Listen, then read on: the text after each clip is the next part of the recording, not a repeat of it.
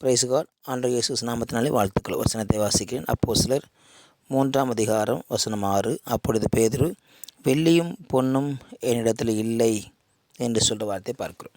என்னிடத்தில் எது இல்லை என்ற காரியத்தை இங்கே பேதுரு சொல்லுகிறார். மக்கள் எதிர்பார்க்கிற, உலகம் எதிர்பார்க்கிற காரியம் இடத்துல இல்லை. தேவாலயத்துக்கு போகிறாங்க. தேவாலயத்தில் போகிற பொழுது ஒரு பிச்சை கேட்கிற ஒருவன் அவன் அமர்ந்திருக்கிறான். எல்லோரும் போய் அவங்களாம் முடிந்த உதவிகளை செய்துவிட்டு போகிறாங்க.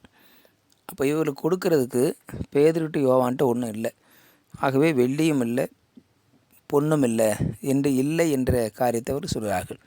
ரெண்டுமே என்கிட்ட கிடையாது. உலகம் எதிர்பார்க்கிறது, பிச்சைக்காரர்கள் எதிர்பார்க்கிறது, அந்த உலகத்தின் தேவைகள் சந்திக்கப்படுவதற்கு, உலகத்தில் ஒரு பொருளை வாங்குவதற்கு, அந்த உலகத்தில் வாழ்க்கை வாழ்வதற்கு பணம் தேவை. ஆகவே வெள்ளியும் பொண்ணும் தேவை. வெள்ளியும் பொண்ணும் முக்கியமானது தான். ஆனால் அது எங்கிட்ட இல்லை என்று சொல்கிறார். அது எங்கிட்ட இல்லை. ஆகவே நீ எதிர்பார்க்கிறது என்கிட்ட இல்லை. ஆனால் நீ எதிர்பாராதது என்கிட்ட இருக்குது. நீ உனக்கு ஒரு உதவி செய்ய வேண்டும் என்று விரும்புகிறோம். ஆனால் அதை நீ விரும்பலை. ஆனால் அது எங்கிட்ட இருக்குது அதுன்னு சொல்கிறாங்க. எங்கிட்ட ஒரு வல்லம் இருக்கிறது, எங்கிட்ட ஒரு அபிஷேகம் இருக்கிறது, எங்கிட்ட தேவனுடைய வார்த்தை இருக்கிறது, எங்ககிட்ட கர்த்தருடைய வார்த்தையும் அபிஷேகம் இருக்கிறதுனால நாங்கள் உனக்கு உதவி செய்ய முடியும். வெள்ளியும் பொன்னையும் வைத்து நீ எதை செய்ய முடியாதோ எல்லாம் செய்யலாம். ஆனால் ஒன்றும் செய்ய முடியாது. ஒரு காரியத்தினாலும் செய்ய முடியாது. வெள்ளியும் பொன்னையும் வைத்து நீ அதை பணமாக மாற்றி வீடு கட்டலாம், அல்லது மற்ற வேலை வாங்கலாம், மற்ற காரியங்களை செய்யலாம். ஆனால் நீ ஒன்றை செய்ய முடியாது. ஆனால் உனக்கு அது அத்தியாவசியமானது, உனக்கு அது மிகவும் முக்கியமானது. அதை உன்னால் செய்ய முடியாது. பணத்தையும் வெள்ளியும் பொண்ணையும் வைத்து உன்னால் செய்ய முடியாது.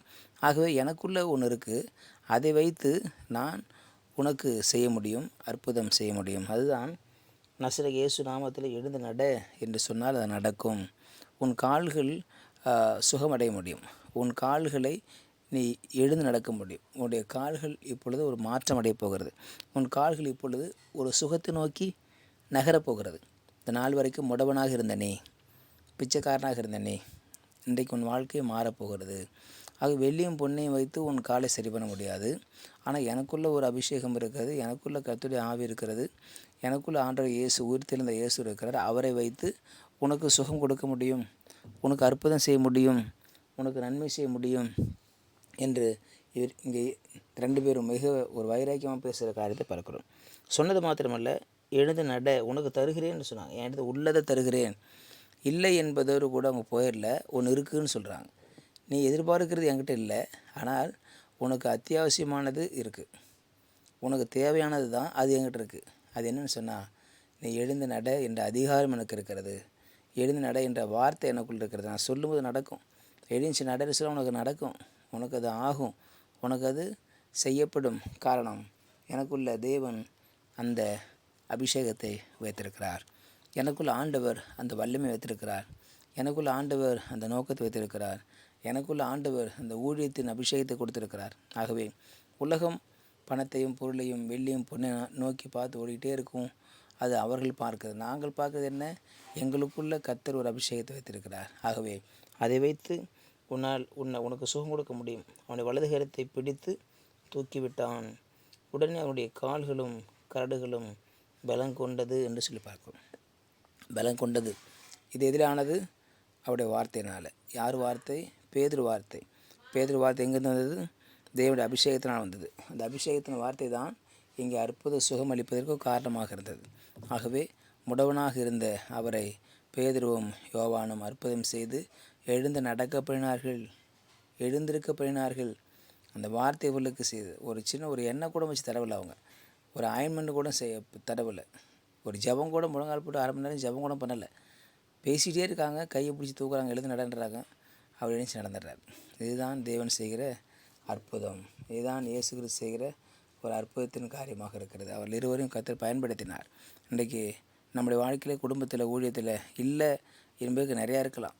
இல்லை நிறையா சொல்ல முடியும். ஆனால் இருக்குது அப்படின்றது எதை சொல்ல முடியும்? எனக்குள்ளே என்ன இருக்குது?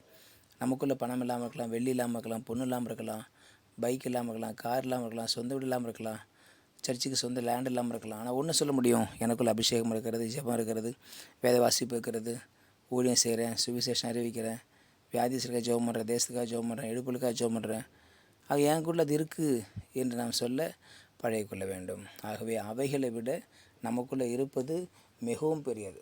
ஆகவே தான் உலகத்தில் இருக்கிறவனிலும் நமக்குள்ளே இருக்கிற இயேசு பெரியவர் என்பது போல உலகத்தின் வெள்ளி பொண்ணை காட்டிலும் நமக்கு இருக்கிற தேவ அபிஷேகம் மிகப்பெரியதாக இருக்குது. அதை கொண்டு கத்திரிக்காக பெரிய காரியங்களை செய்து சாதிக்கலாம். கர்த்தர் நம்மை ஆசீர்வதிப்பார். ஜெபிக்கலாம். பரிசுத்த நாளுக்காக ஸ்தோத்திரம் பண்ணுகிறோம்.